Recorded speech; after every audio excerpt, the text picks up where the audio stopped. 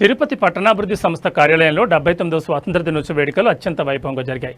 ఈ వేడుకలకు తోడా chairman dollars Diwakar Reddy ముఖ్య అతిథిగా హాజరై తోడా వైస్ చైర్మన్ శుభం బన్సాల్తో కలిసి మహాత్మా గాంధీ చిత్రపటానికి పుష్పాంజలి ఘటించి జాతీయ జెండాను ఎగురవేసి వందనం చేశారు. ఈ సందర్భంగా తోడా చైర్మన్ మాట్లాడుతూ అందరికీ 79వ స్వాతంత్ర దినోత్సవ శుభాకాంక్షలు తెలిపారు.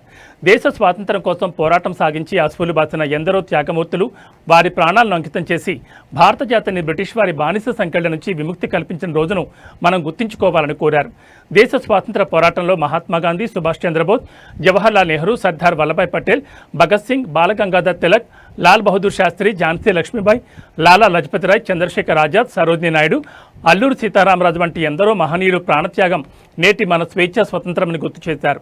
సమసమాజ స్థాపనలో భాగంగా మన ప్రధాని నరేంద్ర మోడీ విజన్ భారత్ 2047 కార్యక్రమాన్ని ప్రవేశపెట్టారని, భారతదేశం 100వ స్వాతంత్ర దినోత్సవం నాటికి పూర్తిగా అన్ని రంగాల్లో అభివృద్ధి సాధించడం దీని ముఖ్య ఉద్దేశమని అన్నారు.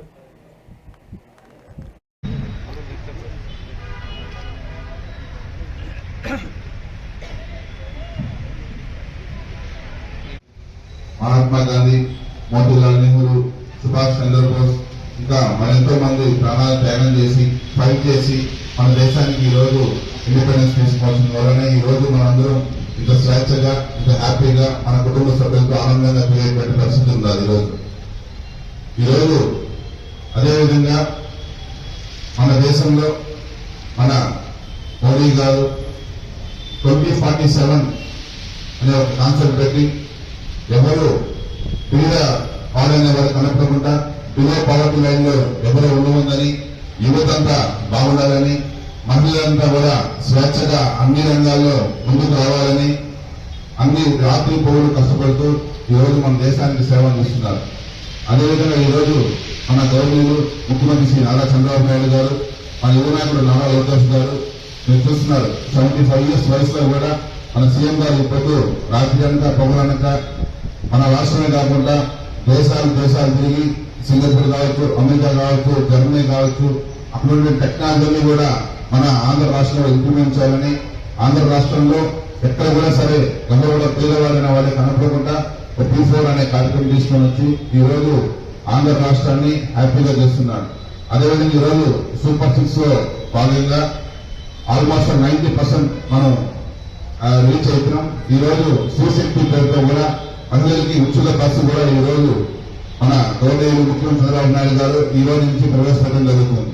సో దానివల్ల కూడా ఈ రోజు మహిళలందరూ కూడా ఒక హ్యాపీగా వాళ్ళు బస్సులో వెళ్ళి తిరిగి వెళ్ళేటువంటి పరిస్థితి కూడా వచ్చింది.